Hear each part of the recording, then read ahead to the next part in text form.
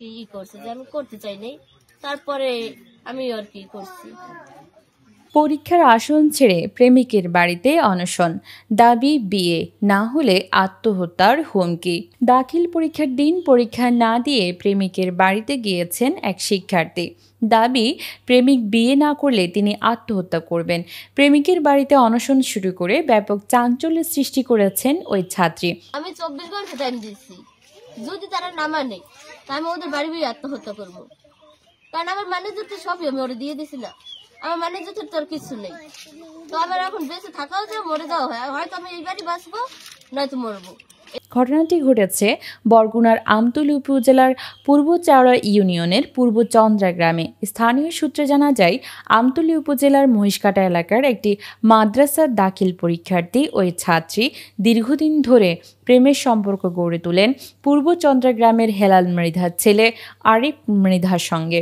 আমি বলতে চাই, মানে এরা যে এই ঘটনাটা করছে, আপনাদের প্রতি আমার দাবি যাতে সুষ্ঠু সমাধান হয়। এই মেয়ে যে কথা বলে, এই মেয়ে বলতে আছে যে হয়তো আমাকে বিবাহ করবে, না হয় আমি এই বাড়িতে আত্মহত্যা করব। কারণ আত্মহত্যা করলে একটা বাড়িতে দুর্ঘটনা হইলে এলাকাব্যাপী সবারই একটু সমস্যা হয়। এই সমস্যাটা যাতে আমাদের না হয়, এই কাজটা আপনারা করবেন। আরিফ বর্তমানে বরিশালের বিএম কলেজে অনার্স দ্বিতীয় বর্ষে অধ্যয়নরত।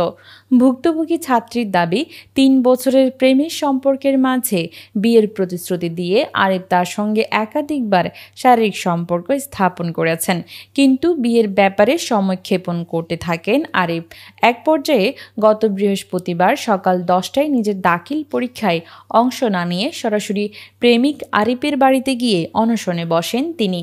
ওই ছাত্রী জানান, আরিফ এখন আমাকে বিয়ে করতে রাজি নয়, তার পরিবারের কথাই এখন পিছু হটছে। আমি পরীক্ষা দেওয়া বন্ধ করে দিয়েছি। দাবি একটাই, আমাকে বিয়ে করতে হবে, নইলে আত্মহত্যা করব। আমি তো সব হারিয়ে ফেলেছি, এখন আর কোথাও যাওয়ার জায়গা নেই আমার। তিনি আরও জানান, বৃহস্পতিবার আমি আরিফের বাড়িতে আসার পর তার মা আমাকে ঘরে রাখেন, এমনকি রাতে আরিফের সঙ্গেও থাকতে দেন, কিন্তু পরে তারা সবাই পালিয়ে যান। যে পোলা একটা মেয়ে লাগে লাইন করে, মগ সবাই নাতি নুতি এবার ওরা একখানে হয়, কত টাকা এগুলো জানছি।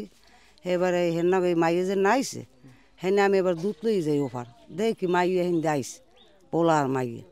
এবার হাওড়ি নামিয়া মাইটি কল দিয়া ঘর উঠেছে, এই তো মাই দেখছি।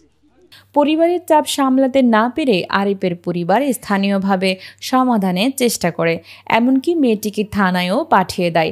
আমতলী থানা পুলিশ মেয়েটিকে স্থানীয় এক ব্যক্তি মনির পেদারের জিম্মায় দেয়, কিন্তু এরপরেও বিয়ের কোনো উদ্যোগ নেয়নি আরিফ।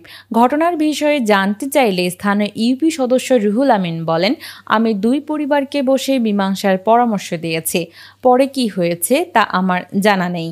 এদিকে আরিফ মৃধা ও তার পরিবারের সদস্যদের সঙ্গে একাধিকবার যোগাযোগের চেষ্টা করা হলেও তাদের পাওয়া যায়নি।